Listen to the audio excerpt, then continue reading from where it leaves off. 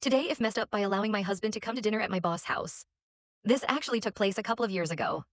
I had just gotten a brand new job that I was really excited about, so I was delighted when my boss, who I had been trying to establish a rapport with, invited me and my husband over to her home for dinner.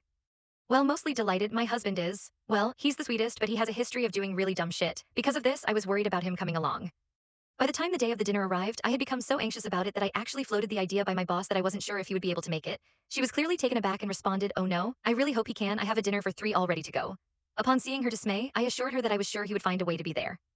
Well, we made it over to her apartment on time and things actually started out really, really well. It was actually just the three of us, which surprised me somewhat but made me a little less concerned about my husband, as crowds really tend to bring out his unpredictability. I had just started to finally relax and was a couple bites into a deliciously cooked steak when things took a horrible, horrible turn. My boss had just stepped into the kitchen to check on dessert when I noticed something odd out of the corner of my eye. It was one of those things where you know something strange is happening in your peripheral, but you're not sure what. You have to look over and focus your gaze to really comprehend it.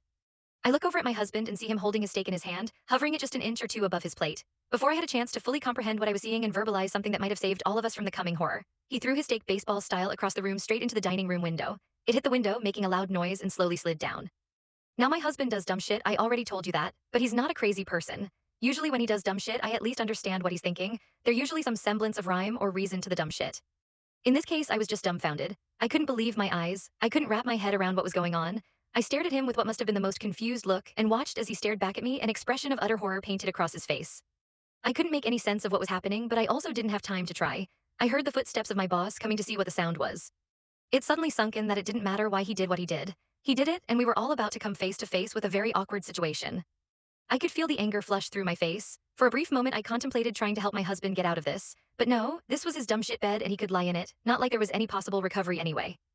My boss walks in and sees the steak lying on the windowsill. There's the fucking longest, most awkward pause where we all just sit there frozen.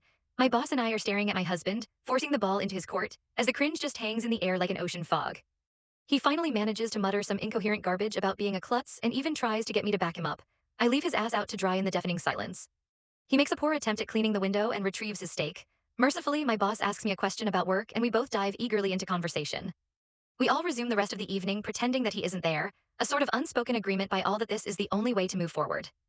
As soon as we got to the car, my husband turned into a nervous chatterbox trying to explain himself. Turns out the dumbass didn't like the way his steak was cooked rare, and get this, he thought the window was open. My husband, ladies and gentlemen, tried to chuck his steak out a 3-story window. He thought that was a reasonable solution to being served an undercooked steak. A year or so later, my boss hosted a Christmas party for the company at her newly built home. My best friend Jenny was my plus one.